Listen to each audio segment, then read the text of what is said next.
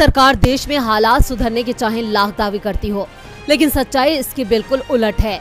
शुक्रवार को संयुक्त राष्ट्र की ओर से जारी वर्ल्ड हैप्पीनेस रिपोर्ट 2022 ने देश में खुशहाली की पोल खोल के रख दी है। सबसे खुशहाल देश की रैंकिंग में फिनलैंड 5वें साल भी पहली पोजीशन पर बना हुआ है। इसके साथ ही टॉप 5 देशों में डेनमार्क, आइसलैंड, स्विट्जरलैंड और नीदरलैंड ने जगह बनाई है। अमेरिका 16वें और ब्रिटेन 17वें पायदान पर है।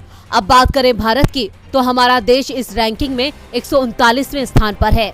सबसे खास और चौंकाने वाली बात यह है कि पड़ोसी मुल्क पाकिस्तान 121वें स्थान पर है। शुक्रवार को जारी हुई लिस्ट में सर्बिया, बुल्गारिया और रोमानिया कुछ ऐसे मुल्क हैं जहां बेहतर जीवन जीने के हालात काफी सुधरे हैं। वहीं लेबनान, वेनेजुएला और अफगानिस्तान ऐसे देश हैं जो कि इस लिस्ट में अंतिम पायदान पर हैं। लेबनान इन दिनों आर्थिक मंदी का सामना कर रहा है।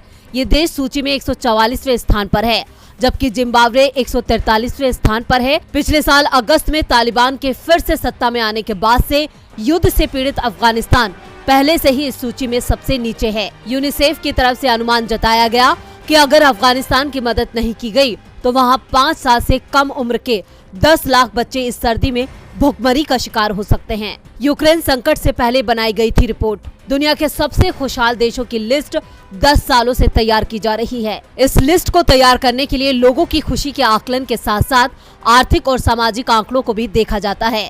इसकी गणना के लिए 3 साल के आंकड़ों को लिया जाता है।